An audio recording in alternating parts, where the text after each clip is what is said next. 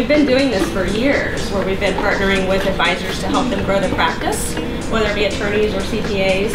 And we've done that through our educational program. We've also been doing some counseling or some business acceleration, you might say, or Paul would say, through Founders Group, where we actually spend time doing assessments on a wealth advisor's practice and help them do some enhancement initiatives to really give them a booster shot through some of our other types of programs that we offer. On the island, you know, we don't have a lot of resources, so, you know, chicken,